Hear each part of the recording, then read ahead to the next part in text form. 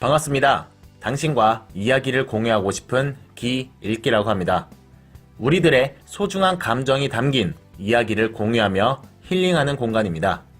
당신의 삶을 항상 응원하며 이 공간에서 다 같이 기분 좋은 감정을 느낄 수 있기를 희망합니다.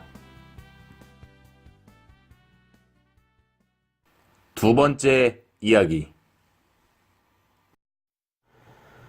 나의 꿈에 대하여. 꿈, 단어에 대한 생각. 사실 2018년 가을에 어떤 남자가 어릴 적 꿈이 있는 아이로 자랐다는 것은 먼저 축복받은 일인 것 같다. 대부분의 어린이들, 청소년들은 꿈이 없다고들 말하니까. 그렇다면 나는 축복받은 사람이었다. 하지만 나는 지금 그것으로부터 긍정적인 감정을 얻을 수는 없는 것 같다. 내가 자라오면서 여러 꿈들이 있었지만 중학교에 올라가면서 한 가지의 꿈으로 압축되었고 올해 30이 된 시점까지 그 꿈을 꾸고 있는지 솔직히 잘 모르겠다. 우주에 가는 것이 내 꿈이었다. 조금은 어색하고 쑥스럽지만 성인이 된 이후에도 서로 꿈이 무엇이냐고 물어보는 상황이 있었다. 성인이 된 후에 10년을 곰곰이 생각해보니 그런 상황은 3-4번 정도 있었다.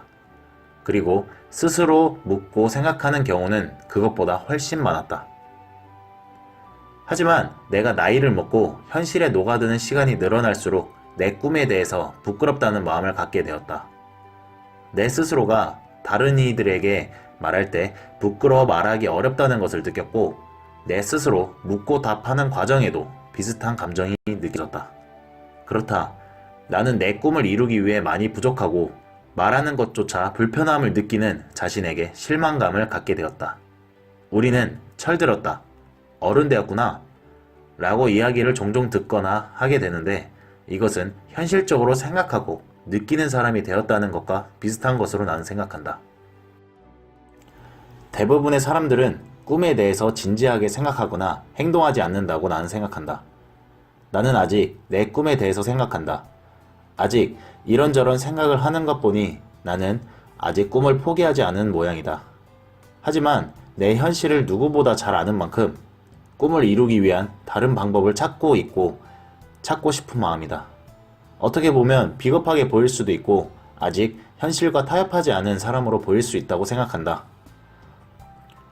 하지만 내가 정말 꿈에 대해서 아무런 감정도 아무런 가치도 느끼지 못하게 된다면 정말 슬플 것 같다. 그래서 나는 꿈을 이룰 수 없다라는 결론을 짓지 않도록 다른 방법을 생각하는 것이다. 나의 경우에는 우주에 가는 꿈을 학문적으로나 기술적으로 내가 꼭 가야 되는 사람이 되어 우주에 가는 것을 상상해왔고 꿈을 이루는 유일한 방법이라고 생각했었다.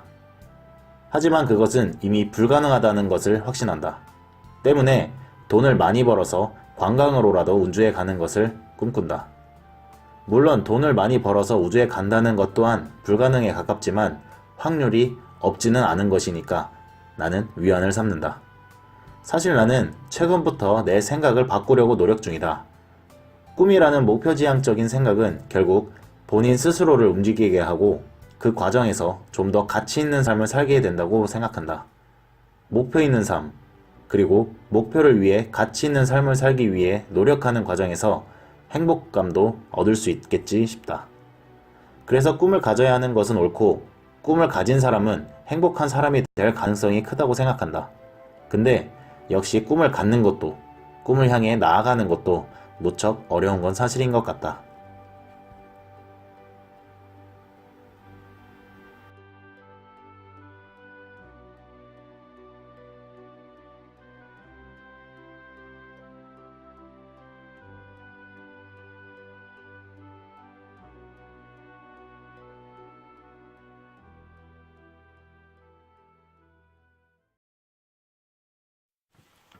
당신의 감정들이 만들어내는 이야기를 내면에서 꺼내보세요. 그리고 다른 이들에게 공유해보세요. 다른 이들의 소중한 이야기도 만나보세요. 이와 같은 과정은 당신에게 긍정적인 기운을 만들어줄 것입니다. 부담없이 참여 부탁드리며 다른 사람들 또한 이 공간에서 힐링받을 수 있도록 구독과 좋아요 부탁드립니다. 이상 기읽기 이었습니다.